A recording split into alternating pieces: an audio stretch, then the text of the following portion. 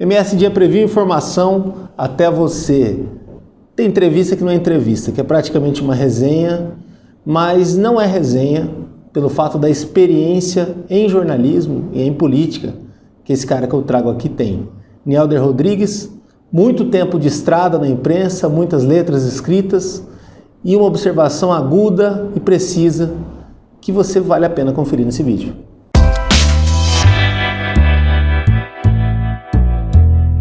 Jornalista tem que ter resenha, né? Eu falei na abertura, você tem resenha porque você vive bem a questão da imprensa em todos os seus ângulos, né? Isso está se perdendo ou é uma tradição que ainda está ativa, você que tem uma visão global sobre a nossa profissão? Está se perdendo um pouco do ponto de vista dos temas que são tratados, né? Tá tudo muito polarizado, né? É difícil sentar e conversar e... Você tem uma imprensa, principalmente regionalmente, né? Assim, nacionalmente até fica um pouco difícil a gente falar, porque cada lugar tem uma característica, né? O estado de São Paulo é muito focado para determinados assuntos, a capital, né? Agora aqui em Campo Grande você vem perdendo certos costumes, né? Costumes, até porque você tem um número menor de universidades oferecendo curso, né?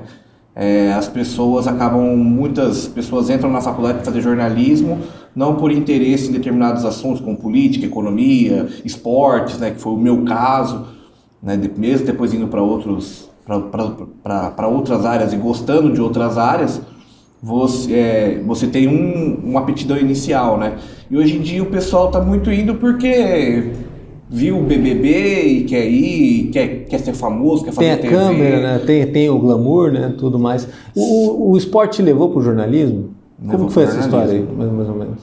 Eu comecei aqui, muito jovem, a acompanhar programas esportivos, como todo adolescente.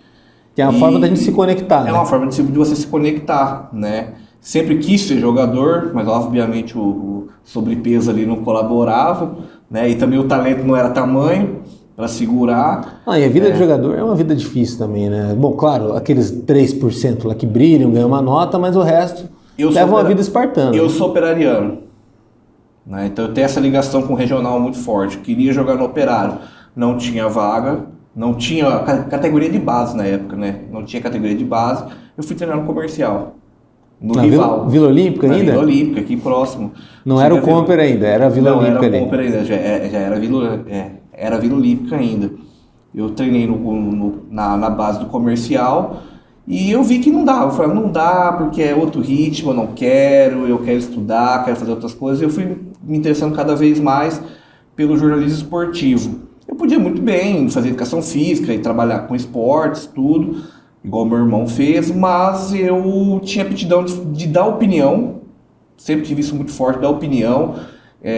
A informação em si não era tão substancial para mim, era questão mais da opinião mesmo, e eu queria entrar em outras áreas. Aí surgiu o interesse pelo jornalismo.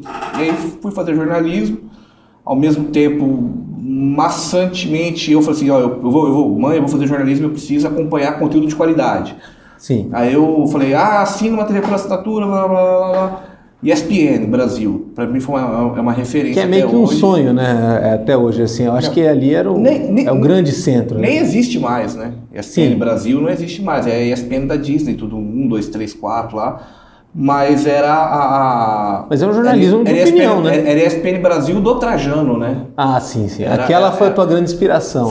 Foi uma grande inspiração. E que foi uma ruptura, né? Para todo mundo, né? E dentro, assim, não falava só de esporte, né? Falava de social, com a Caravana do Esporte, falava de política, de música, de cultura. O esporte era uma porta de entrada, né? Na verdade. O esporte era uma porta de entrada para se falar de tudo ali. Então, aquilo de certa forma foi uma escola. Só que chegou uma hora que acabou a faculdade, foi indo, as coisas foram indo, foram caminhando. Eu falei assim, eu preciso me inserir no mercado de trabalho. Já estava de jornalismo, né, com 20 e poucos anos. Eu não tinha portas abertas para esporte, o esporte sempre foi, de certa forma, relegado aqui. E a oportunidade que eu tive foi fazendo cobertura noturna, né? Fazendo plantão noturno, e de certa forma quem faz plantão noturno está mais ligado à polícia, né? E comecei ali, no Campo Grande News, fazendo um plantão noturno. Se você fosse traçar um paralelo entre o jornalismo, que ele exige uma alta performance de quem está nele, né? Ainda mais quem lida com informação, e o esporte, você acha que a ponte entre os dois seria isso, a exigência?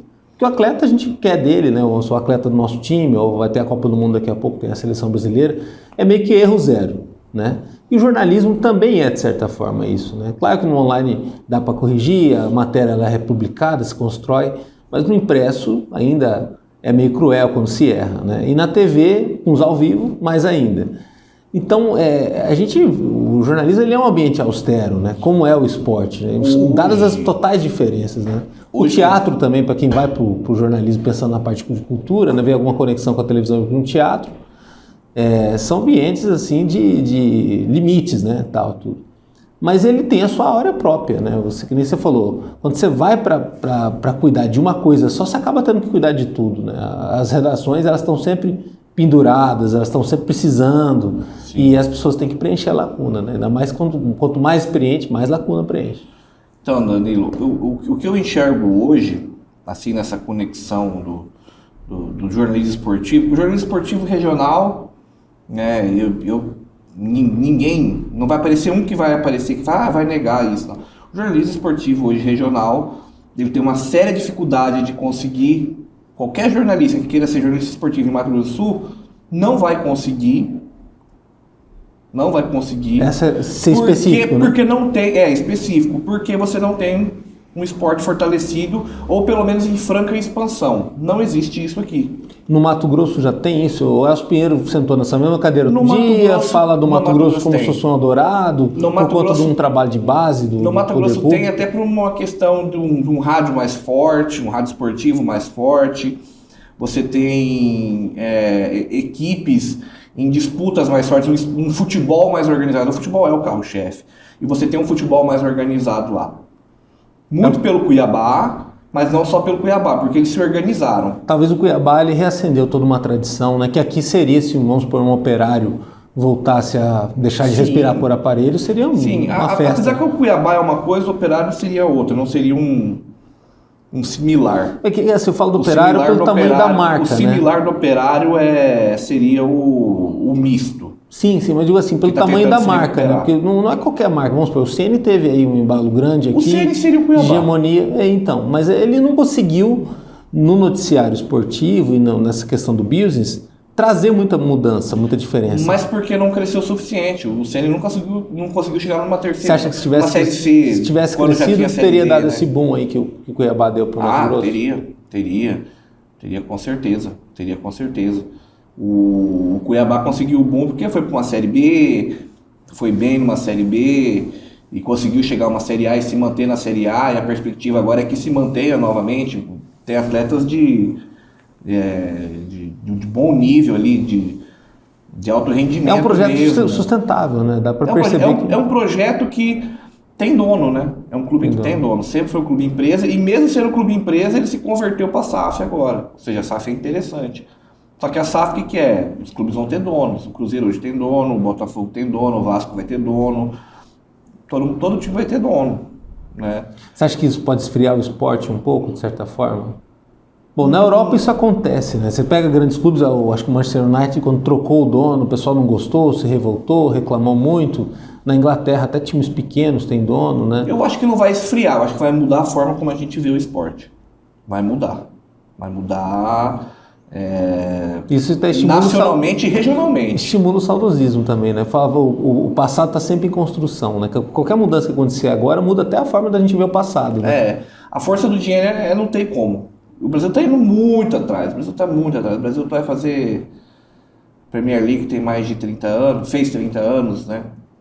Recentemente. Então o Brasil está 30 anos aí, 20 anos pelo menos atrás de qualquer outro. Eu não falo do futebol jogado em campo, eu falo da estrutura mesmo, está muito atrás. Olha que evoluiu muito recentemente. Eu estou falando dos clubes de ponta, né? Se for falar dos clubes regionais, aqui a gente está muito atrás, né?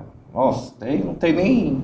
A discussão a gente já muda aqui, aperta o pause e começa outra discussão ali. Entendi.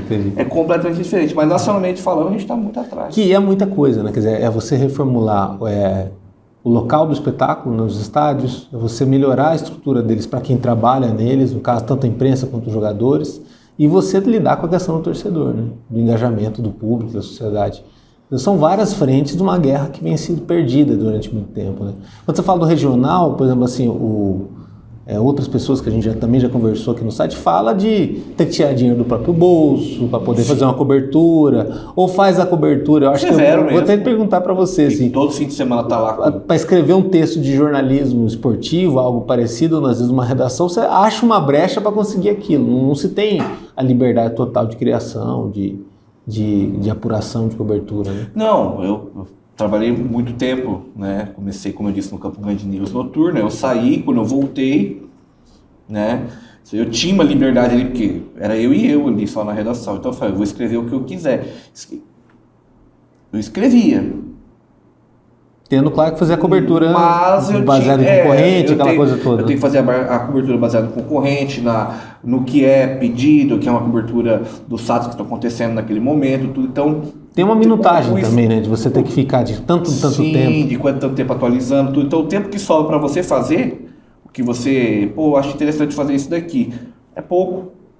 Eu que sempre fui. Então, assim... E nisso conta a bagagem, né, Neandro? Porque assim, se você tem pouco tempo, mas você tem a bagagem, você consegue desenvolver o texto, os ângulos dele e tudo mais. Agora, não tendo a bagagem, que é que eu acho que vai ser mais cobrado do pessoal mais novo, tá chegando, né? De o máximo que puder trazer essa bagagem, de conseguir repertório, porque é fundamental. Às vezes um texto pode mudar a vida da pessoa, né?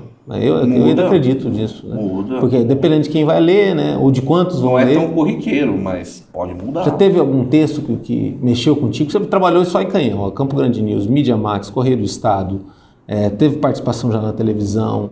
Quer dizer, você tem todo talvez poucas pessoas tiveram tanta rodagem na grande mídia em Mato Grosso do Sul. Fora do esporte eu tive, sim. Dentro do esporte, muito pouco.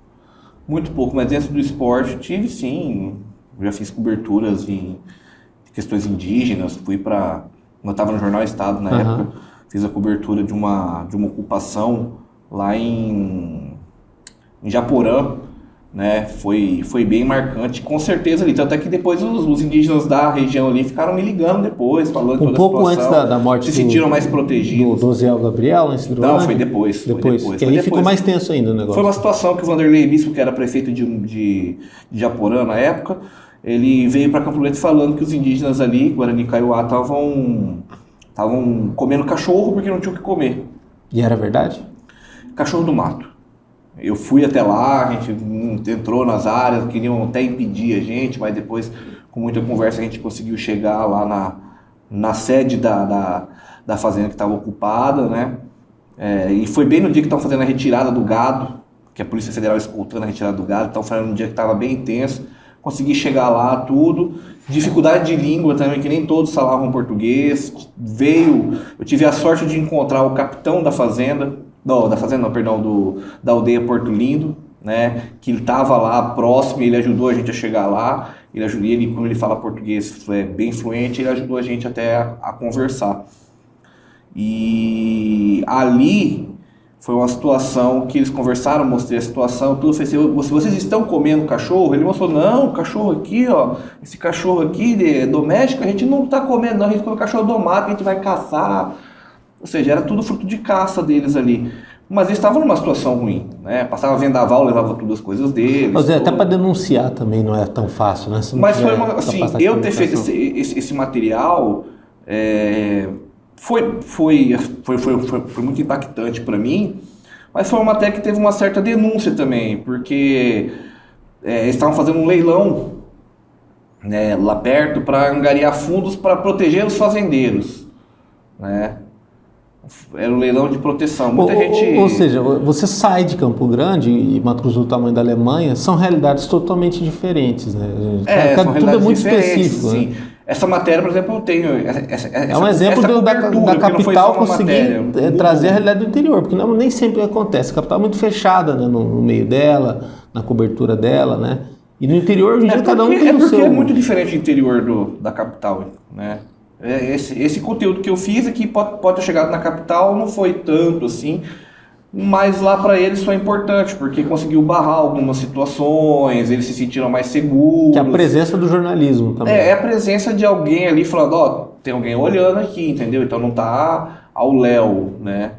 Então, assim... Você acha que esse é o grande papel da imprensa? Quando todo mundo tem, os médicos têm lá o juramento de Hipócrates, né, tudo mais. Talvez o grande papel da imprensa é garantir a democracia, garantir que, pelo menos, tenha uma vigilância perante abusos, perante problemas, né, e perante toda uma sociedade. Você sente que isso é o grande papel? Independente do que está sendo feito na rádio, na televisão, no canal escrito, né, tal, tudo mais... A gente vive um momento em que está se discutindo muito isso, né? Democracia ou não democracia, há correntes de todos os tipos aí, mas está bem polarizado a questão aí de até preconceito, né? A atuação do jornalismo, dificuldade dos jornalistas também em defender isso, algumas alas até não valorizam tanto a importância dessa profissão, né? O que mais te deu, assim, todo esse tempo, todas essas experiências, assim, orgulho de ter feito jornalismo em alguma situação? Essa que eu citei agora, textos que eu fiz até um pouco mais literários, em outros veículos. Que é deixar uma análise, no caso. Das queimadas no Pantanal, né, mostrando a situação. Quando eu estava no Jornal Estado, eu fiz uma cobertura muito ali, a gente sempre estava indo lá na antiga Cidade de Deus, né, a favela perto do lixão, que já não existe mais, né, que foi fatiado, enfim, aquela região toda ali, não existe mais a favela ali, mas a gente ia muito ali, e eu falo a gente porque não ia sozinho, porque tem motorista, sim, tem o pauteiro que te libera, tem o editor que deixa sair a matéria, tem o fotógrafo que vai com você fazer a foto, que vai ficar, pô, que fotão, né? Então, é coletivo, né? Você é só mais um elemento da engrenagem. E ali na Cidade de Deus ali foram matérias assim muito interessantes ali, né? Pegou fogo uma vez na usina ali que tinha de tratamento, né? E foi uma matéria assim que o negócio ali era mostrar o desespero das pessoas, a situação que elas ficariam a partir com aquele incêndio, sem explorar, né? Assim, de forma sensacionalista. Sensacionalista abusiva. Mostrar a situação que elas precisavam, né, de um apoio, olha aqui, estão largados, olha o que acontece com eles. Então, foram coberturas nesse período que eu estava na editoria de cidades do Jornal Estado, que foram bem marcantes.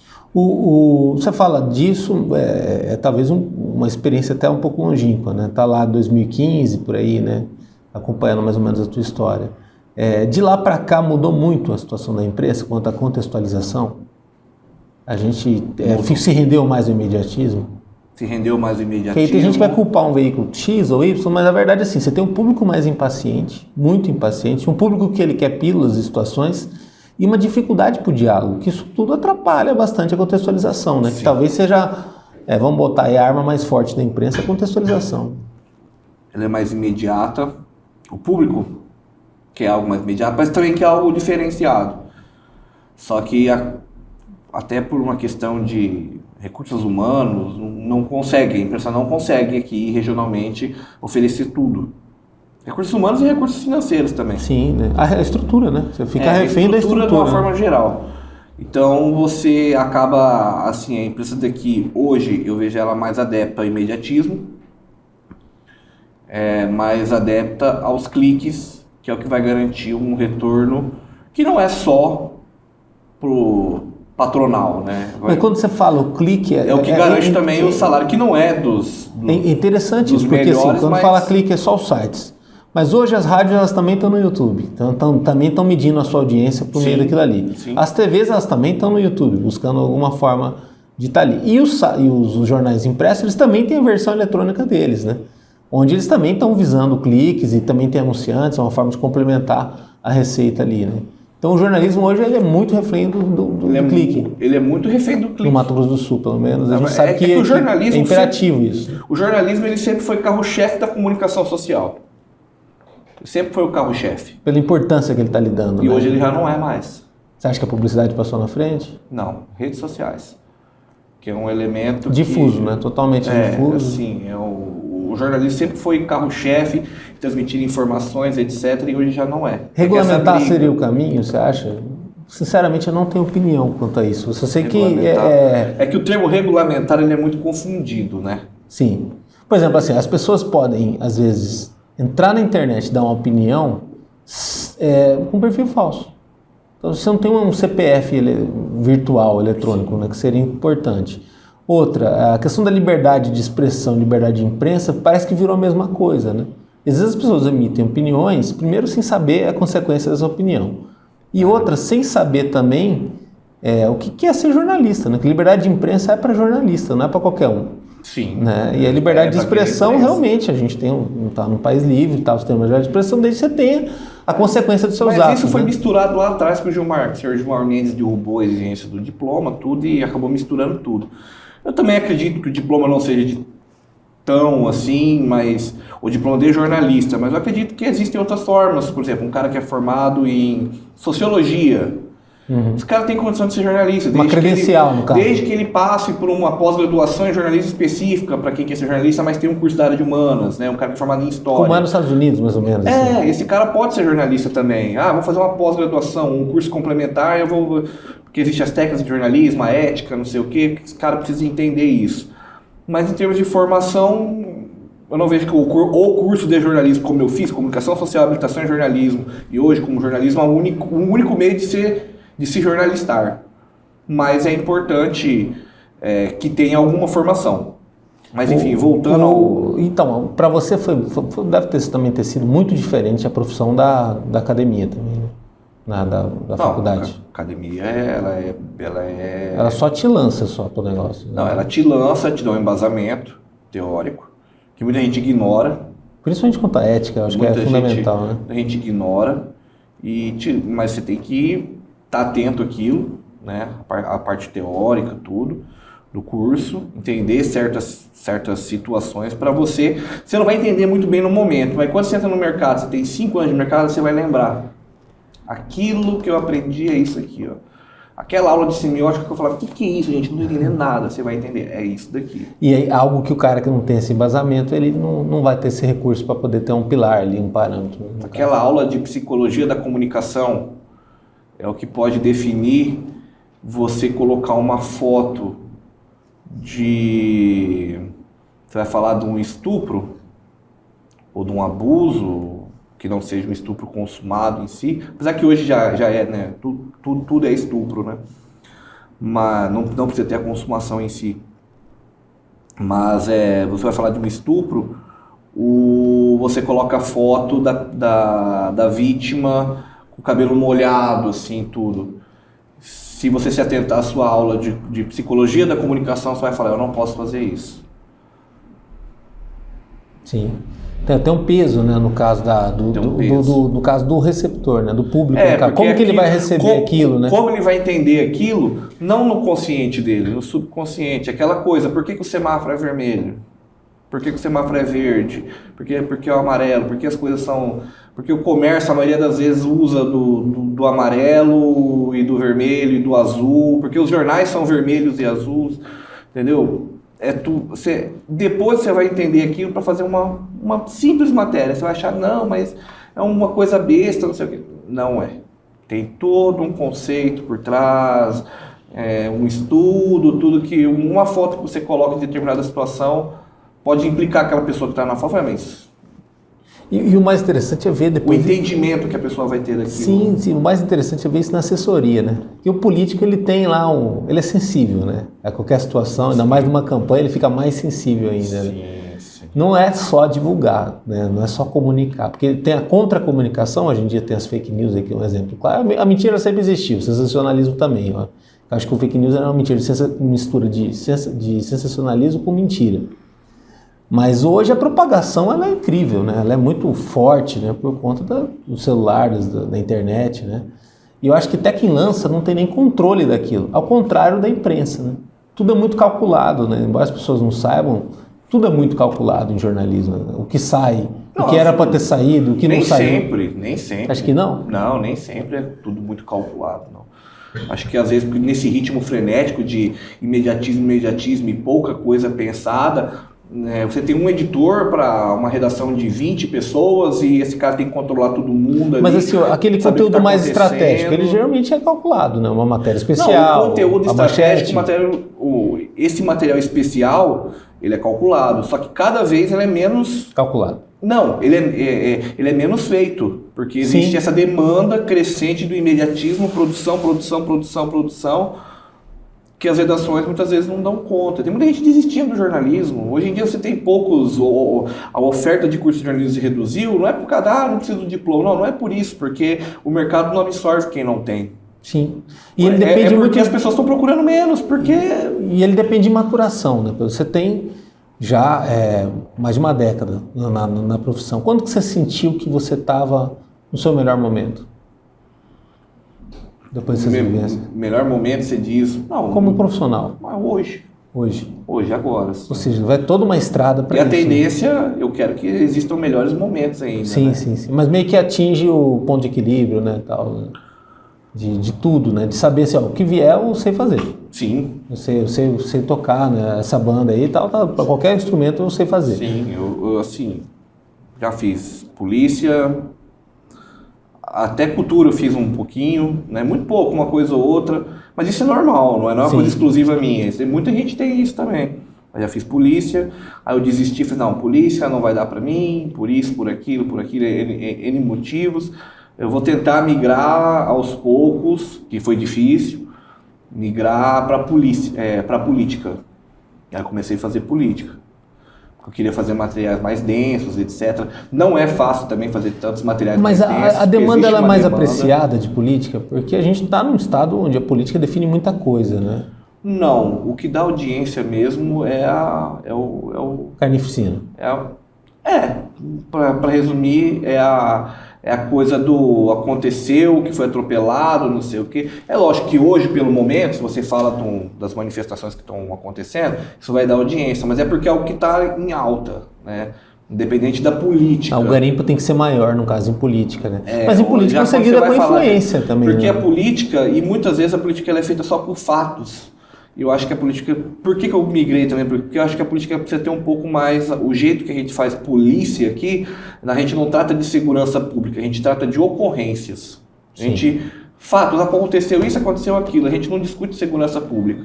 Então eu falei assim, eu não vou ser tolhido por isso, então eu vou migrar para uma área que aceita um pouco maior de discussão. E a área de política aceita, inclusive sobre segurança pública. Entendi. Então, assim, a política aceita. A matéria-prima, de certa mesmo que forma, não seja mais nas redações, mas eu posso me lançar sozinho, né, um blog, que é uma coisa meio antiga, né, para falar sobre política de uma forma mais ampla. Antigo não é, né? O Wendel tá com um veículo dele próprio, que é meio que um blog. O Edivaldo faz tempo tá aí, também tem isso. A Elisiane, um tempo atrás, também lançou a Onça, que faz esse tanto factual quanto análise também, né? Sim. E... Análise você já tem espaço no Mato Grosso do Sul, né? E há jornalistas e jornalistas, há editores e editores, né? Sim. A gente tem que tomar muito cuidado, porque tem quem se lança a facilidades, a quem se lança em determinados momentos, vê aqui, ó, vou ter que aderir ao lado de alguém e segue como fiel defensor desse alguém. Você fica mais exposto, talvez, né? Com relação a Não, você fica mais exposto, porque quando você vai sozinho, você fica exposto. No veículo não, mas você siga uma linha, você está no meio de todo mundo, né? Tal, né? Você tem que obedecer uma linha editorial quando você está num veículo, mas você tem um guarda-chuva que te protege. Já quando você está numa iniciativa própria, a gente sabe o tanto quanto o Edivaldo ralou e sofreu. Eu acompanhei bem ele. Isso ele até alegou aqui do público, dos poderosos, de um lado, de outro, quer dizer, todo mundo primeiro taca pedra, depois conversa. Né? Então, assim, tem muita gente que acha que é fácil. Não, você tem que fazer matéria. Esse daí tá fazendo jornalismo de verdade tudo. Mas alguém vai acompanhar ele? Não, ele tem que se virar sozinho. Então tem muita gente que nesse meio do caminho fala assim, ó... E o retorno, né? Também tem essa questão, né? De achar também... Vou continuar, mas vou aderir a um lado aqui. Então tem muita... A gente sabe que no nosso meio tem muita gente que não é lá muito ético. Então você tem que tomar muito cuidado para não ser confundido. muito cuidado para não ser confundido. É que no jornalismo você tem duas coisas, eu acho. Tanto a questão da ética quanto ser dogmático, né? Ser dogmático demais no jornalismo não é ser ético, porque você tem que ser, de certa forma, imparcial ali, de certa forma, guardar algum nível de impessoalidade. E, ao mesmo tempo, o mundo de hoje chama as pessoas a serem dogmáticas, né? Não é mais questão da rentabilidade. Agora, quanto à assessoria, você é obrigado, né? Você vende a alma pro diabo para ser dogmático. E como é fazer uma assessoria onde isso não fique explícito, onde isso não dê problema para a carreira, no caso? Você também tem experiência em assessoria, acabou de ganhar uma eleição, né? Participou do time campeão aí, que foi um time bastante técnico, né? Bem organizado, né? Venceu a eleição virando o jogo, até por ser muito bem organizado, tanto na capital quanto no interior. Foi uma aula de estratégia em relação a isso. Sim, foi mesmo. Você tem noção também, às vezes, assim, de audiência, estando na assessoria ou não? Porque assim, a matéria que sai dali, ela vai para vários veículos depois, ou vai até para a própria rede do candidato. Só que depois, o que acontece? Quando se dá a vitória, dá para perceber que muita gente foi alcançada. Né? Então não consegue só botou o nome do cara, formou um time lá, pagou quem tinha que pagar. Não é isso. Houve um fenômeno social por trás de uma vitória, né? E isso passa muito pelo jornalismo também aplicado naquilo ali. Né? Você passa pelo jornalismo, mas tem outros fatores. Numa campanha tem a questão política que para mim ainda é primordial. Se você não tiver as amarrações políticas corretas ali, as articulações, pode ter comunicação que não vai para frente. Né? Mas vocês tinham fatos que contribuíam, tipo os debates. Não veio, mas foi assim, foi assado. Tudo isso foi muito bem explorado também. Foi muito bem explorado. E não só pelo jornalismo, redes sociais também, que já trabalha lado a lado, mas é outro departamento. Acho que redes sociais é até mais importante. O jornalismo ele é uma das nessa questão das campanhas, você faz, porque quando você o departamento de jornalismo é assessoria, né, de imprensa. Você tem pilares, né? É um dos pilares de vários, não são 3 pilares, não são vários, 5, 6, 7 pilares. E, assim, eu fiz campanhas diferentes, né, esse ano. Nesse ano. Esse ano eu comecei fazendo uma campanha na Rose Modesto. No primeiro turno. Que era uma campanha com menos recursos, né, uma equipe mais enxuta, tudo. Então a gente fez o que foi possível e eu não consegui sequer averiguar a amplitude que conseguiu esse trabalho, né? Que logo no segundo você recrutado por currículo. Logo em seguida eu recebi um convite do colega Ludinei e fui lá para a equipe do Riedel fazer o segundo turno. E o segundo turno foi uma segunda eleição, né? E lá com uma estrutura melhor, né, mais pessoas trabalhando e também mais recursos técnicos ali, a gente conseguiu verificar, por exemplo, que só no primeiro turno foram mais de 5.000 matérias publicadas. Puxa, muita coisa, hein? Então, assim, olha o que essa equipe conseguiu fazer, que era uma equipe menor, que ganhou um reforço no segundo turno, mas eram 5 jornalistas no segundo turno. No primeiro, acho que eram 3 ou 4 jornalistas. Ou seja, tem voto que vem do jornalismo, no caso.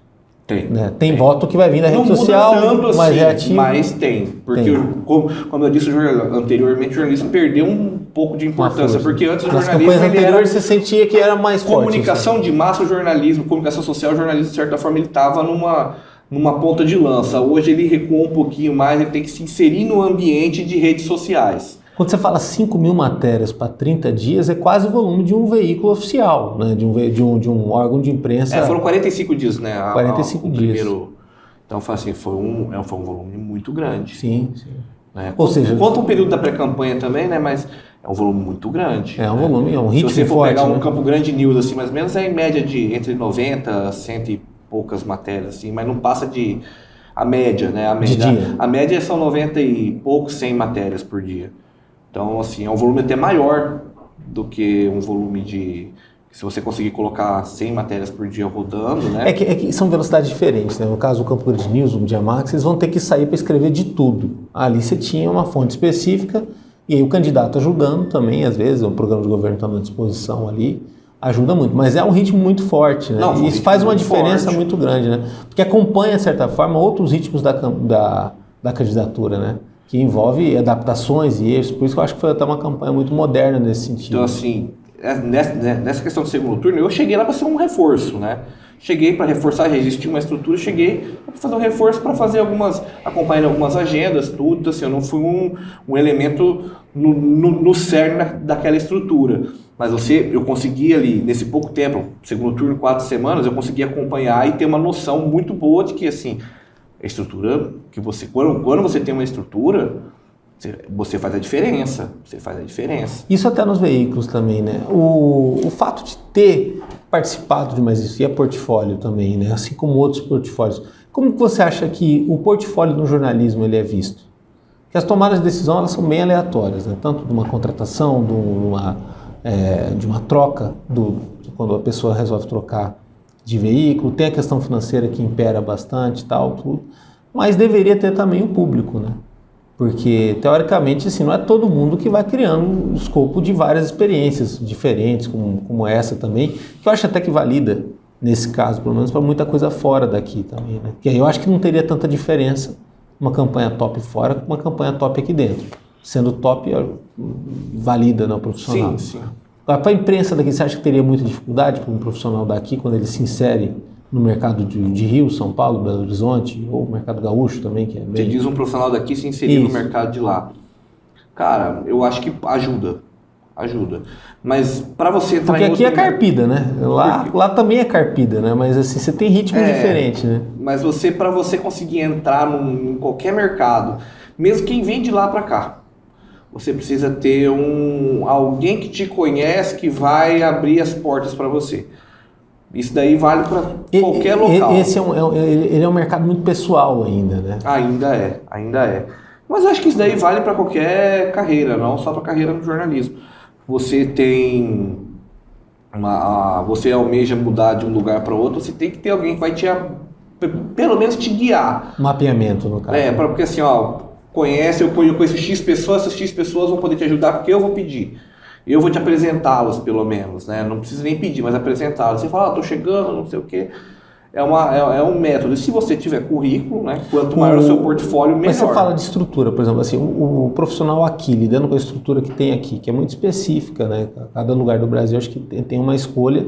O jornalismo está muito ligado a poder, né? E poder é a forma de atingir a audiência. Aqui é naturalmente os sites. Fora daqui, chegando em São Paulo, acho que a primeira dificuldade seria habituar a realidade de lá, né? Que é bem mais densa do que daqui, né? De opções, de tudo, de bairros são o tamanho de uma cidade e tudo mais. Mas fora isso, se adaptando, você acha que teria uma diferença muito grande de satisfação? Por exemplo, assim, claro, o jornalismo esportivo não tem aqui. Lá você tem jogos de times grandes e tudo mais, até grandes eventos, né?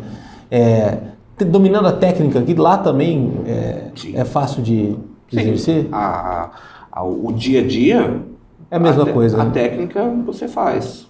Não tem o menor... Então, a gente tem um exemplo. Nosso colega, o Rafael Ribeiro. O Rafael Ribeiro, ele estava lá, em São Paulo. Ele veio para cá por uma situação de relacionamento dele. Veio para cá, ficou um tempo, voltou para lá agora. Qual a grande diferença no fazer jornalístico, né? O que ficou muito claro para quem eu conversava muito com ele, qual a grande diferença? É conhecer os elementos da sociedade que você está tratando ali. Você vai trabalhar com polícia? Tem que conhecer os elementos ali que fazem parte daquilo. Vai trabalhar com política? Conhecer os elementos. E analisar e saber fazer uma análise de contexto conforme cada região, né? Aqui tem um contexto mais agro. Então tem que saber fazer esse contexto na política para saber analisar bem. Mas essa readaptação... de forma geral, se você domina... O jornalista ele fica sempre submetido a isso. Agora, teve uma eleição, trocou as esferas de poder em larga escala, né? Não sei, claro, você teve uma taxa de renovação menor na Assembleia, lá tal, mas troca-se, né, os players o tempo todo, né? E cabe ao jornalismo também se adaptar a isso, né? Porque não se adaptar, né, acaba complicando. Não dá, por exemplo, para se viver o bolsonarismo nos próximos anos. Ninguém sabe o que vai ser o bolsonarismo. Sim. Ele pode até ser não vou botar mini editoria, né? Mas ele pode até ser uma subseção de editoria. Mas ele não vai ser o mais protagonista. A grande diferença é o nível de exigência. Você acha que lá... O nível... Porque é mão de obra, né? Você tem reserva de mão de obra. O nível de exigência lá, agora nas eleições, entre uma campanha e outra, eu fiz um freela para a Folha de São Paulo, sobre o panorama daqui. Das eleições, no dia das eleições, eu fiz No segundo turno? Não, no primeiro. Eu fiz um freela no primeiro. No dia das eleições, cobrindo, né, as eleições aqui, conversando com as presidenciáveis, fazendo um material sobre o resultado, e depois, no segundo turno, falando do panorama, tudo. E uma coisa que ficou bem claro para mim, assim, a editora, ela fazia questionamentos para mim, eu entreguei o texto, tudo, ela fazia questionamentos para mim que eu me senti um pateta. Sério? Eu me senti um pateta. Antes do material chegar ou depois? Não, depois que eu entreguei para ela. Ah, entendi. Ela fazendo os questionamentos, eu falei, gente do céu. Tem uma pós-análise do depois de material. 10 anos, será que eu não sei nada? Eu me senti um pateta. E eu conversei com o Rafael, falei, Rafael, é assim mesmo, cara? E ele falou assim, não, é assim mesmo, fica tranquilo, você se sente um idiota, mas depois você vai ver que aqueles questionamentos vão te ajudar. E a editora depois me elogiou.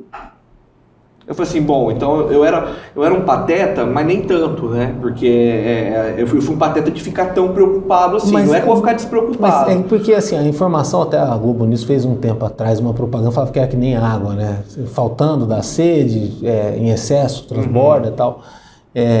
Acho que lá é um mercado que tem mais sede de informação, não, né? E é sim, normal, né? A informação chegar parecia que foi superficial, e não foi, né? Não foi, é tudo muito apurado. Então assim, eu me senti um pateta, mas não é que ela falou isso está errado, não. Ela fez questionamentos ali, e eu respondi todos os questionamentos dela, já estava na matéria, tudo. Um confronto, de certa forma. Que existem padrões, existe uma dinâmica diferente. Mas isso eu estou falando da grande mídia de lá. E a grande mídia de lá é Folha de São Paulo, Estadão, G1, né? Então, UOL, né? Também. Né, UOL, então assim, o Globo, são situações diferentes. Então, o nível de exigência... Isso referente ao texto e que aqui você fala. a gente percebe um nível de exigência menor.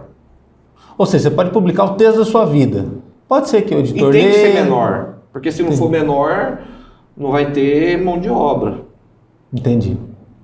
Agora, nesse caso que você fala assim do filtro, é referente ao que foi produzido, a entrega. Nem tanto quanto você entregou no prazo certo, certinho, tudo mais, entregou o que tinha que entregar. A curiosidade, talvez, por tudo que ocorreu, como foi feito, elas fazem uma confirmações, né? Como se fosse, entre aspas, uma rechecagem, né? Entendi. Então faz umas confirmações. Não, mas de onde que veio isso aqui? Mas isso aqui foi ele que falou? Foi por e-mail ou foi pessoalmente? Foi escrito ou foi falado? Então tem toda uma... Existem todos um cuidado diferenciado. No fundo das contas é muito bom isso, né? É bom. Que mostra também, a pessoa que tiver capacidade, ela passa por isso bem, né? Pro Nielder foi um aprendizado. Ganhei para aprender. Foi um aprendizado. Entendi. E, por exemplo, para onde você acha que tudo isso vai a partir dessas mudanças que ocorreram agora? O Riedel venceu aqui, né? Uma continuidade do que tem sido, né? Acho que tem um bom tratamento com a imprensa. Sim. No caso do Azambuja, do Riedel. O Riedel é muito organizado quanto a isso. O Riedel é até mais simpático. Então mais acessível também. Tendência, quando eu falo simpático, eu digo assim, em termos de acessibilidade a ele, tudo. Não que o Reinaldo não seja, o Reinaldo ele é. Mas o técnico tem essa hora dos dados, o né? É mais. Até no debate deu para perceber muita questão de valorização dos dados, perspectivas, isso é ótimo para o jornalismo. Em nível nacional você tem o Lula de volta, né? Que para muitos jornalistas, acho que para a grande maioria, é um ganho, é uma vitória para o Brasil na democracia. Mas o Bolsonaro, ele dava uma manchete por dia, né? Daquele jeitão dele.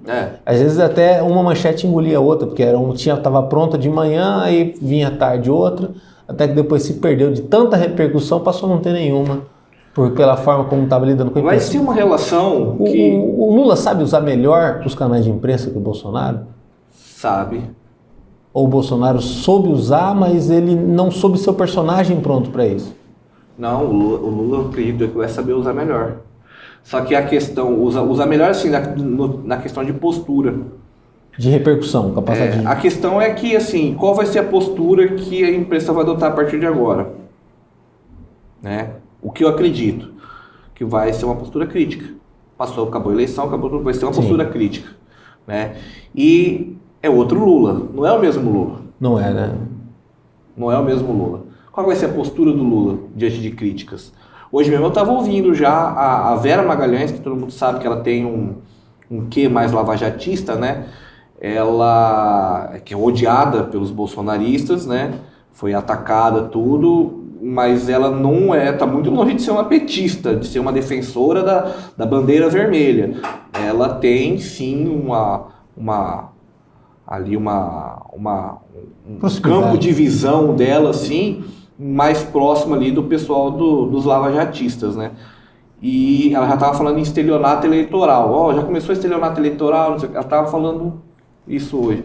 Então, assim, como é que vai ser o comportamento desse novo governo diante dessas críticas? Eu acho que o Lula também vai estar submetido a um acompanhamento mais forte, né? Só para interromper. Antes, quem odiava a Globo eram os petistas. Sim. Na Dilma, né? Você fala, 2015. Antes. Na época do Lula mesmo, quem odiava a Globo eram os petistas.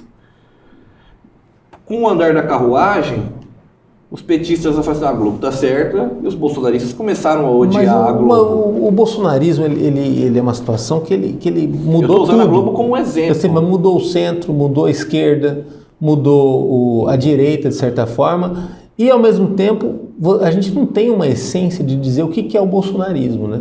E a gente nem pode dizer, porque o bolsonarismo vai se transformar, a gente nem sabe se o bolsonarismo vai continuar existindo como bolsonarismo. Líquido, né? Talvez a extrema-direita, se o Bolsonaro tem uma adesão àquela política mais de troca de favores. Aliás, ele já aderiu no segundo mandato, segunda fase de mandato. Na segunda fase do mandato dele, ele viu que não tinha jeito, ele já aderiu ao centrão, né? Ele vai continuar caminhando junto ali, vai surgir uma nova...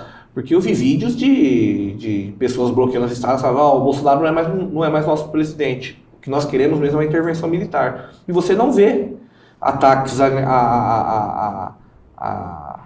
escritos, pelo menos, né? Uhum. Você não vê, queremos Bolsonaro, o que você vê hoje são pessoas... Você acha que ele foi um meio para que esse grupo, fica bolsonarista, que foi a partir dele que surge, para que esse grupo busque realmente o fim? Talvez esse desejo social já estava aí faz tempo, né?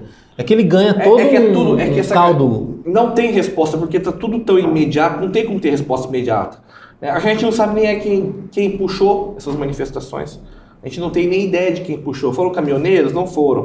Foram os filhos do presidente? foi o presidente? Quem puxou? Ninguém sabe.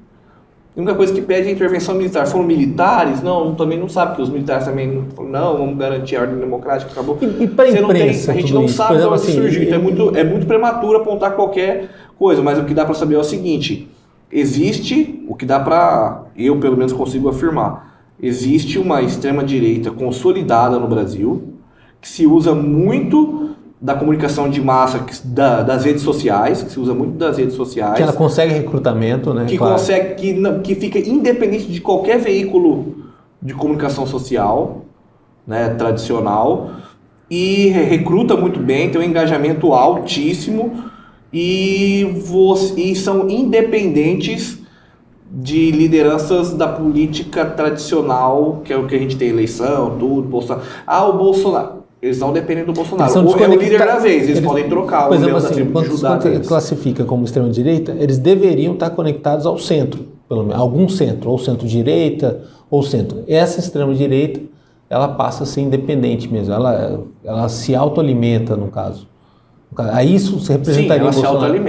Ela se autoalimenta. É até legal você falar extrema-direita, porque na verdade pede uma intervenção militar. Eles precisam de um norte. Sim. Se o Bolsonaro deixar de ser esse norte, vai ter outro. Vai surgir outro que não precisa ser uma pessoa, pode ser uma instituição.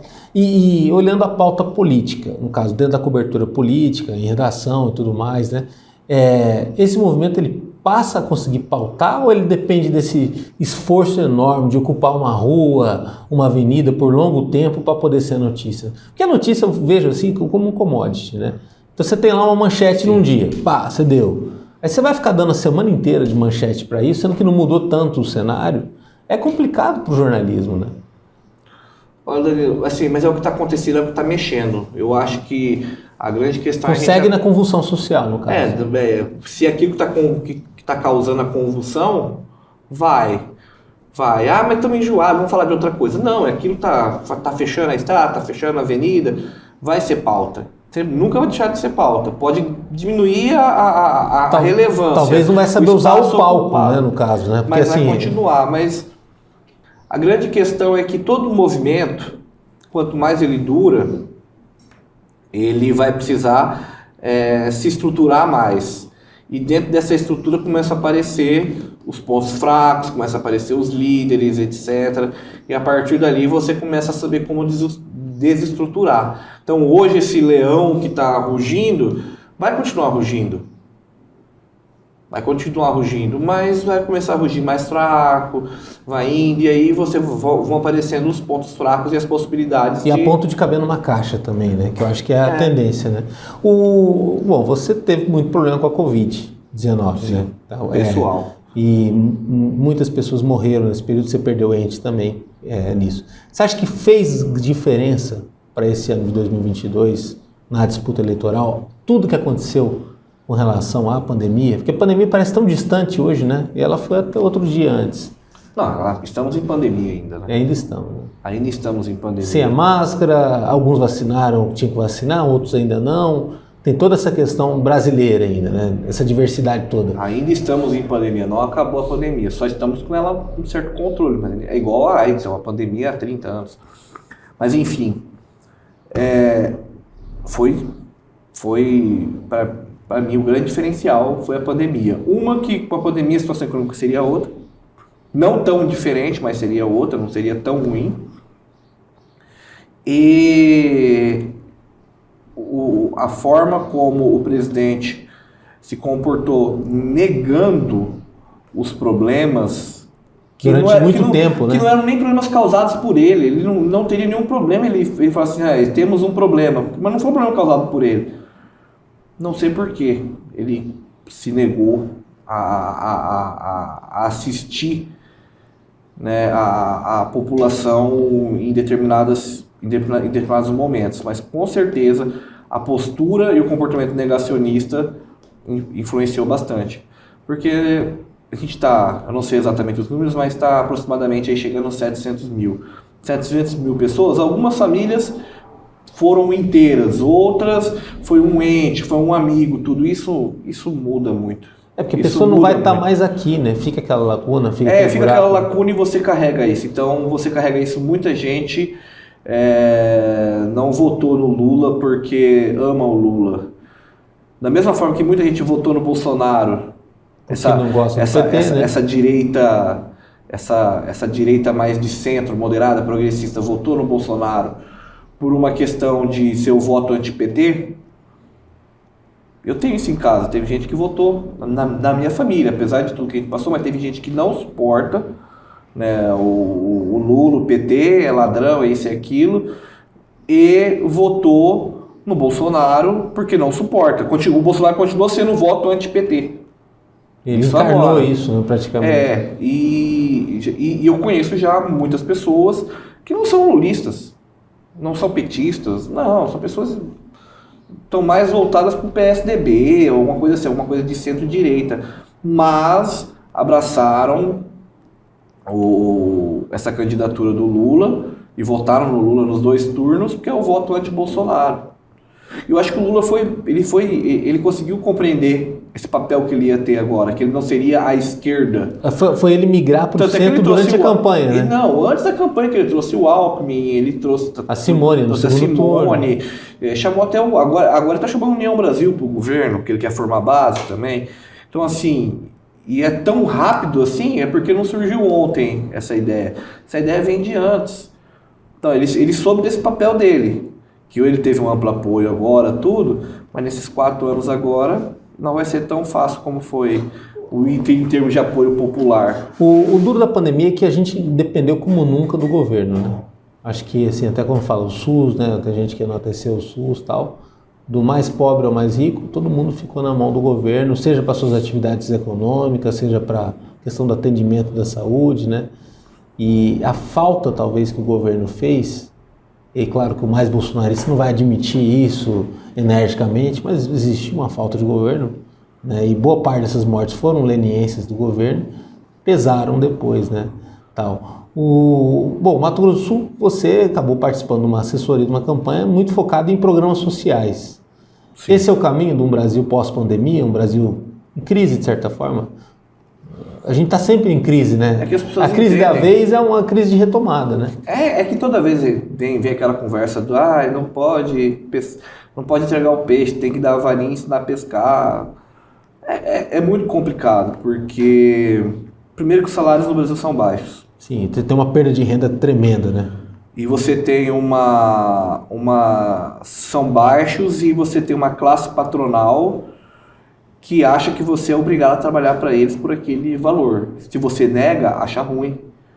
Participei de uma reunião numa classe, acompanhei, na verdade, não participei, acompanhei uma reunião de uma classe de empresários agora, recentemente, algumas semanas atrás, eles achando um absurdo que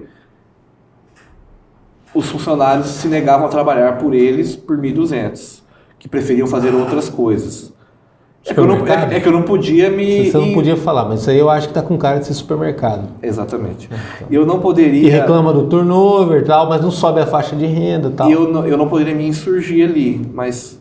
Até a questão do patriarcalismo do primeiro emprego, né? Pelo amor de Deus, né? Aumenta... mas vai diminuir a faixa de lucro, daí já é outro debate. Então o problema não é o trabalhador que não quer trabalhar, o problema não é esse, então o problema é o outro ali. Então já tem que rediscutir e tirar das costas do trabalhador a culpa da questão. Mas hoje a gente precisa ter em mente que se você não melhorar essa questão salarial, não caminha.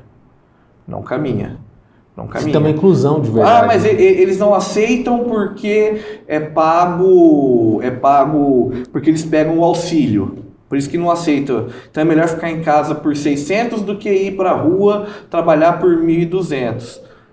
De certo ponto sim, mas de certo ponto não. Você tem que olhar de todos os ângulos. Não tem ninguém que não queira perspectiva, né? Porque você tem que olhar de todos os ângulos. E o ângulo que você não pode olhar é esse, que assim, dá 1.200 na mão do empresário e fala, agora se vira. Não é assim.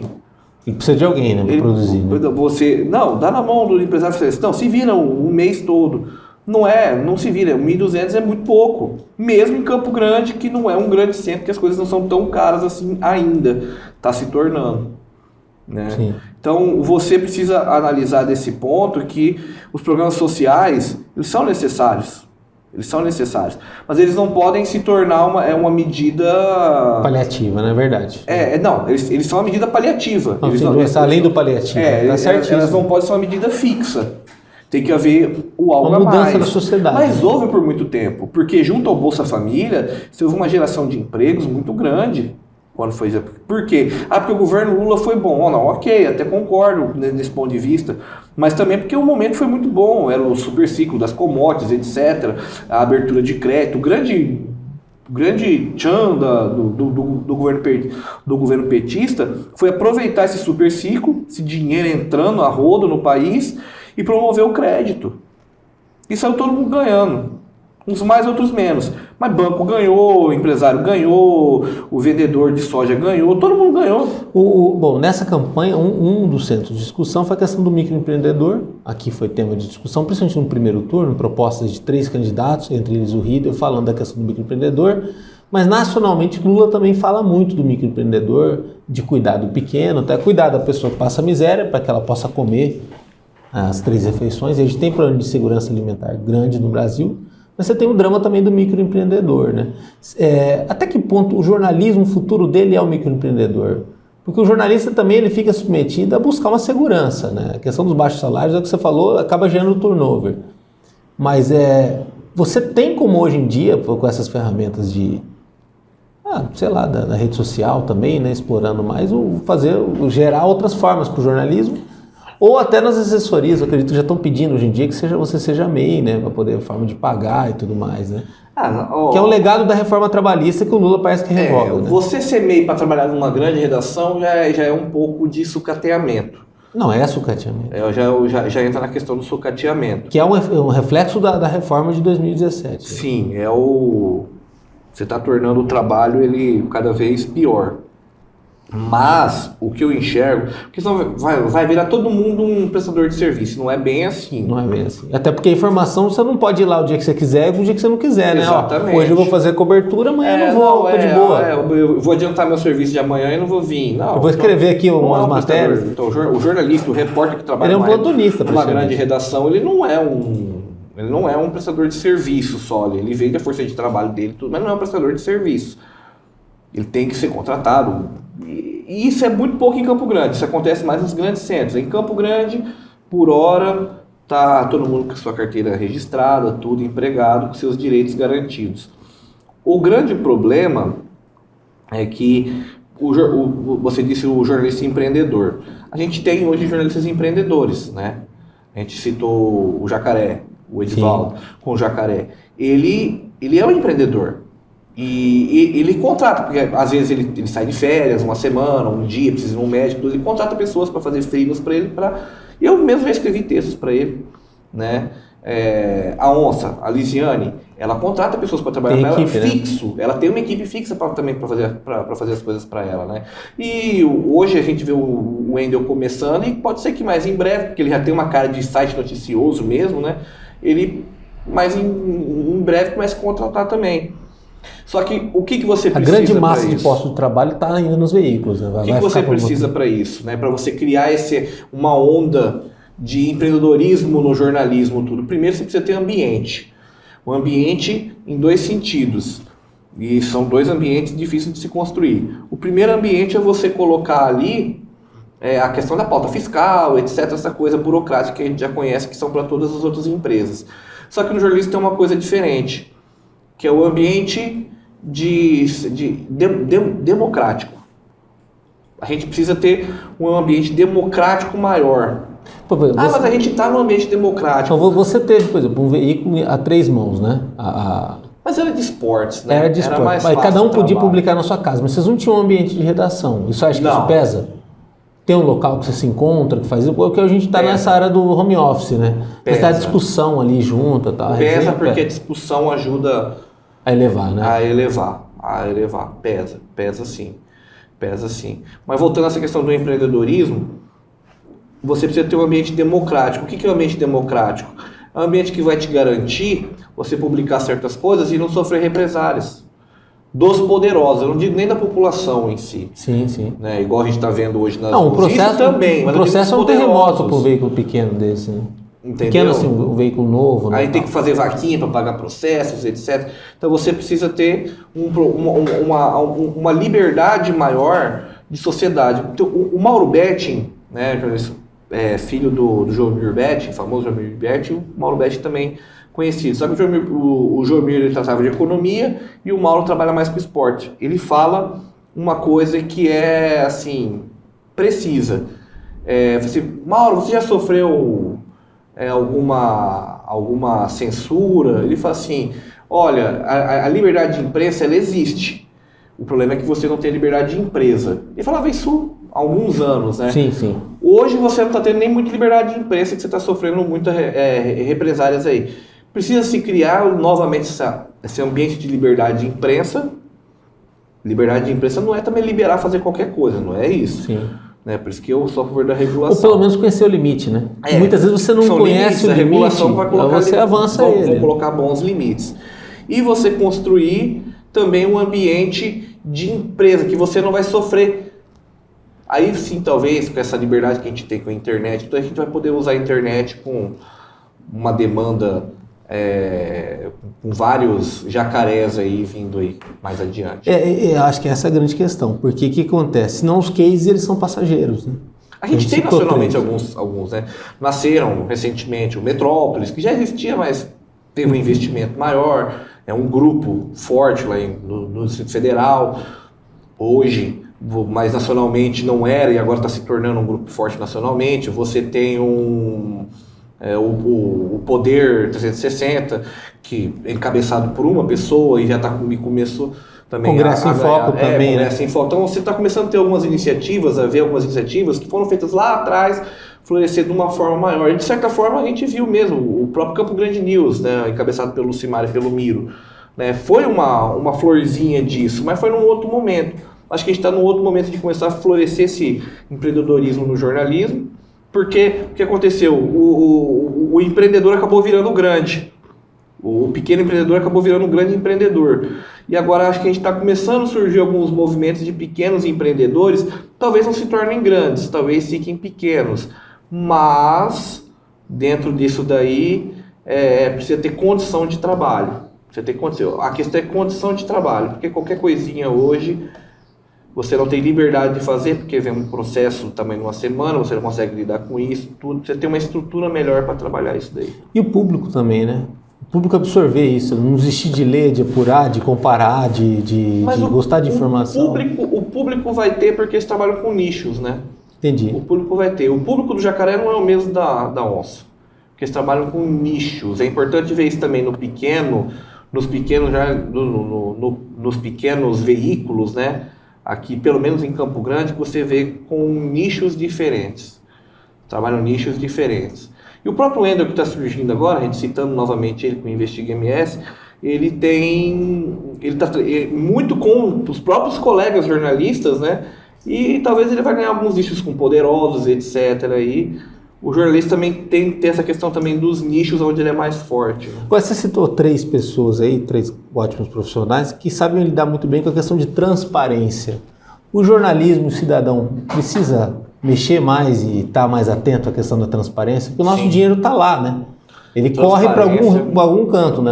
Para algum rio ele corre. Jornalismo de dados, que já não é um bicho de 7 cabeças, já se trabalha muito com isso lá fora, mas hoje ainda é aqui pra gente um bicho de 7 cabeças, né? A gente tem que trabalhar, melhorar a questão do jornalismo de dados, investir nisso. A empresa fala, eu preciso ter jornalista de dados, ou puxa alguém, você vai estudar e vai aprender a ser jornalista de dados, tá bom? Na faculdade mesmo, a gente tem o Guilherme Correia hoje, que é lá do Campo Grande News, tudo, ele tem várias iniciativas nesse sentido do jornalismo de dados. Muito bom, muito bom. Mas a gente precisava ter mais Guilhermes, e que o Guilherme de hoje se torne um Guilherme melhor ainda mais para frente. Para o público em geral, o jornalismo de dados é você conseguir analisar a própria produção, é isso, e a partir daquilo ali você criar desígnios editoriais. Não, eu digo da questão de pegar os dados de transparência mesmo, que são gigantes, e trabalhar em cima daquilo, compilados. Acontece que você tem uma demanda muito grande, se você colocar uma pessoa, vai fazer uma matéria por ano, uma matéria por mês, vai ficar... Mas, por exemplo, os sistemas mesmo, não dá para saber tudo que bombou e que você precisa continuar na pauta, né? Também no jornalismo. Não, o jornalismo de dados também atua nisso. Não, também ajuda nisso, e você consegue aferir tudo isso, só que demanda investimento. Investimento. Porque você reavaliar o Estado investiu muito nisso, né? De aferir o que estava acontecendo. Né? Acho que agora ele pisou um pouco no freio. Para não depender só do que acontece. Outro dia você ser reativo, você também planejar rumos, né? Sim, você vê assim, o assunto que tá bom é isso daqui, tudo, vamos trabalhar isso daqui. Você consegue... Até porque a pauta de transparência ela é complicada. Mas isso é muito pouco aplicado hoje, porque exige um investimento que os donos dos veículos não estão a fim de fazer. É criar um valor agregado à notícia, né, no caso, só depender do... Eles não estão a fim de fazer porque ainda não precisam, porque ainda continua pingando o que eles precisam para manter o negócio e o lucro deles. Sim. Agora vai chegar um momento que até aqui vai precisar disso daí. Aí vai haver o investimento. Eles não investem, não é por má vontade, é porque não é necessário.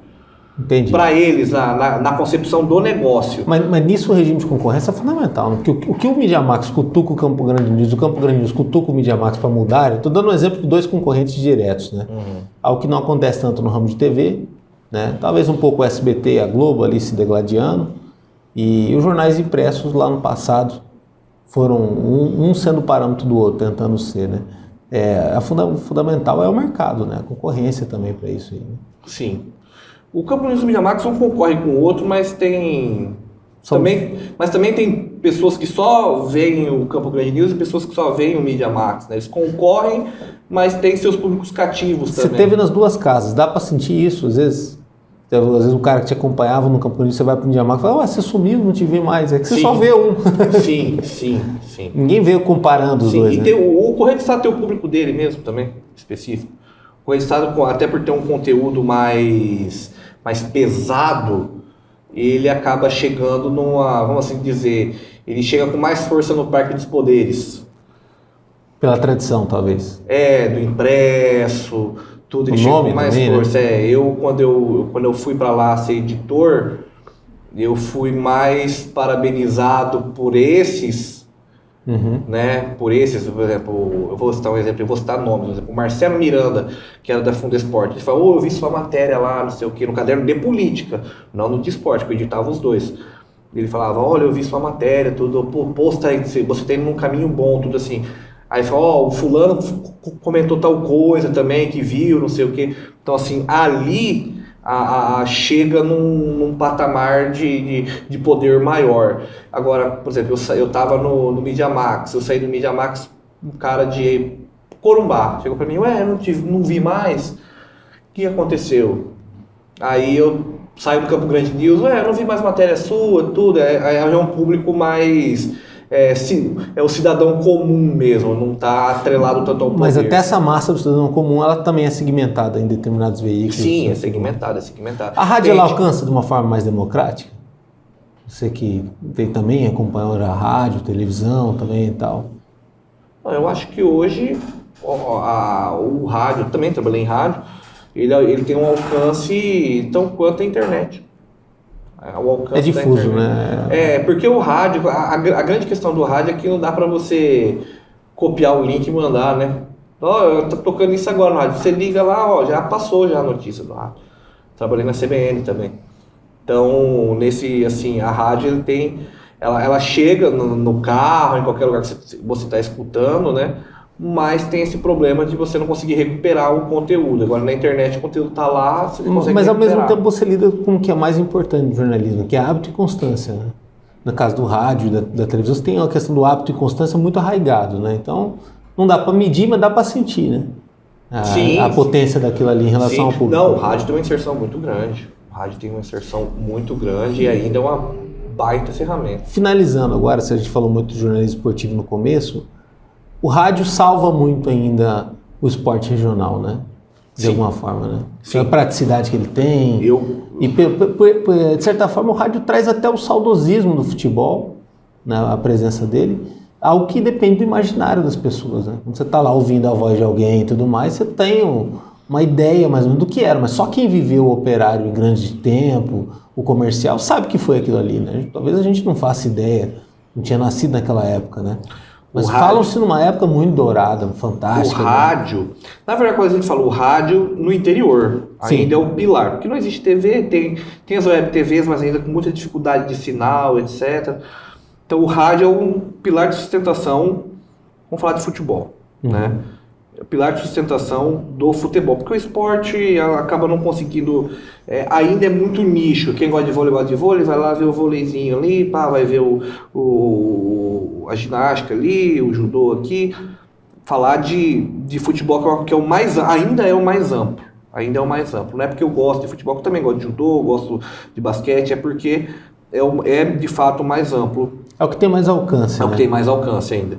E o futebol, no interior, o pilar de sustentação dele na comunicação é o rádio. É o rádio. Sem sombra de dúvida.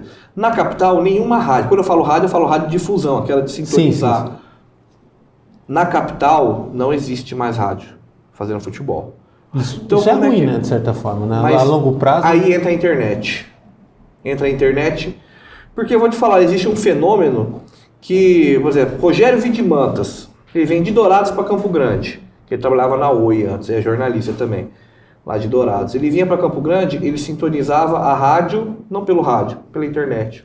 E você pega de qualquer lugar. Para ouvir as rádios de fora, sim. Rádio rock, não sei como a gauchada ouve a rádio lá do Rio Grande do Sul, estando então, aqui assim, ou no Mato Grosso. Antigamente tinha que colocar o antelo também numa semana para pegar a rádio Guaíba lá. Sim. Agora não precisa mais disso, você pega pela internet. Eu comecei a ouvir rádio, não foi ouvindo as rádios daqui. Lá nos meados dos anos 2000, ouvindo pela internet a Rádio Bandeirantes. Acompanhava muito um programa que chamava Cirana da Cidade à tarde e na madrugada era um Bandeirantes a Caminho do Sol. Ou seja... Porque eu ficava muito nas minhas madrugadas a fio, ficava ali acompanhando e era um resumão do dia. Ficava a madrugada inteira fazendo um resumão do dia. Então assim, o rádio tá migrando, né? Do dial para a internet. E em Campo Grande, o rádio esportivo tá todo na internet. É rádio e tá todo na internet. Os caras continuam fazendo rádio. Por quê? Por uma questão de banda, né? De facilidade, porque muitas vezes o cara não vai gastar o crédito dele ali para ver um vídeo, então ele vai ficar ouvindo, né? Então, hoje o rádio, o rádio tradicional e a rádio web, a radiodifusão e as rádios web é o que seguram o futebol de Mato Grosso do Sul. Quando acabar isso... Mais importante que a TV, no caso. A TV mais importante que a TV. A gente teve anos e anos com a TV aí, a gente não viu uma melhora. Quando você fala assim... A gente não viu uma melhora. Teve dinheiro investido ali. Sim, caríssimo. Mas a gente não viu uma melhora. Agora, essa ilustração toda de quem são os jogadores, quem são os personagens, de tudo que envolve o jogo, o rádio ainda consegue fazer de uma maneira mais ampla, né? Aqui no estado, você fala, no interiorzão, né? Sim. Sim, o rádio consegue trabalhar. Porque você, numa cidade pequena, o cara vai lá, atravessa 10 quadras, você já tá no estádio, consegue fazer cobertura. Agora, o Operário está na capital, mas ele depende muito do interior, né? Ele não joga o campeonato sozinho. É, exatamente. Recuperar essa marca. Você, Cristiano, também foi assessor de imprensa do Operário. Qual que é o caminho? Tem chance ainda? Porque... Sou conselheiro do Operário. Conselheiro do Operário. O Operário é uma das marcas, dos brands mais fortes do Mato Grosso do Sul.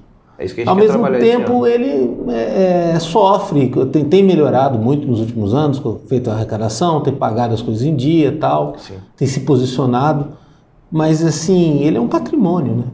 É um patrimônio. Ele é um patrimônio do Mato Grosso do Sul. Claro que o Mato Grosso do Sul é um estado muito novo tal, e sendo muito novo, talvez nem saiba o que é valorizar um patrimônio. Mas há como, com essa história da SAF, talvez com marketing mais bem aplicado e até desempenho esportivo também, a gente ressuscitar o Operário para o cenário nacional? Eu acho que o Operário ele foi ressuscitado já. Porque o Operário chegou a ficar sem jogar 2 temporadas. Sim. No período que o Tony Vieira foi presidente do clube, ele achando que conseguia fazer tudo sozinho, acabou não fazendo nada, só conseguiu fazer, melhor nem dizer. E o Operário foi ressuscitado. Hoje o Operário já jogou tudo bem por esse período. Pensar é muito pouco, mas você tem que levar em consideração que existem adversários ali jogando com você. Mas o Operário já conseguiu chegar em Copa do Brasil, está se preparando esse ano para não cometer os mesmos erros de 2019, vai chegar numa Copa, para chegar numa série D, não para subir, o objetivo sempre é ganhar, ninguém vai entrar para perder, mas a gente sabe que se não ganhar, se conseguir, mas para conseguir chegar ao máximo que conseguir, para não passar vergonha, para não ser lanterna, para não conseguir passar de fase. Tem 8 times no grupo, passam 4. É difícil, não, Série D eu acredito que é a mais difícil do Brasil, né? Mas vamos passar de... Não, é um campeonato muito difícil, porque você não conhece os adversários direito, não tem negócio de ficar fazendo scout, não tem isso. É muito complicado, então você não conhece muito bem os adversários, então você tem que jogar, se preparar, pode dar tudo certo, mas pode dar tudo errado. Na questão do... Você vê muito time, o Joinville mesmo investiu rios de dinheiro e não conseguia subir. Você tem que levar em consideração aqui hoje que assim, uma marca igual a do Operário é uma marca que ela tem um capital ali por trás dela, histórico muito forte. Talvez não tenha mais esse capital de marketing tão forte, mas você pegar algo que já teve, que já foi alguma coisa, e fazer crescer de novo, explorar é mais fácil do fala. que ter que criar. Assim, você recriar algo é mais forte do que você criar algo do zero. Porque tem algo para você trabalhar. Explorando essa questão de memória, o Noroeste de Bauru chegou a ter uma loja num shopping, que era tanto a loja do material esportivo do time, mas ali também era meio que um museu também. É um caminho, são algumas coisas, né? Mas fora isso, criar novos torcedores também, né? Você acabou escolhendo o Operário por conta de quê? De quem? Cara, eu vou te falar. Desde que eu não me conheço por gente, eu sou corintiano. Desde pequenininho, meu irmão me deu uma camisetinha do Corinthians, tudo, eu me conheço como corintiano. Só que eu morava muito próximo da sede do Operário. Isso influencia muito, né? Eu morava ali no Taquaro Sul. Eu morava a 1 quadra da sede do Operário. Eu passava ali, tinha uma videolocadora, hoje virou tudo garagem de carro ali. mas tinha na sede do Operário, bem na esquina da Argemiro Fialho com a Bandeirantes, tinha a entrada no saguão cheio de troféus, e eu passava todo dia quase, eu passava na frente daqueles troféus, e indo e voltando, todo dia talvez seja exagero, vai colocar 3 vezes na semana, porque do lado tinha uma videolocadora que chamava Vídeo Pirata, nos tempos da videolocadora, Sim. passava com meus irmãos Muita ali. gente não sabe o que é isso. Porque eu ia alocar fita de videogame ou fita para assistir filme mesmo, né? Muita gente não sabe o que a gente está falando, mas eu ia alocar fitas e eu ficava olhando aquilo, tudo aquilo era mágico para mim, né?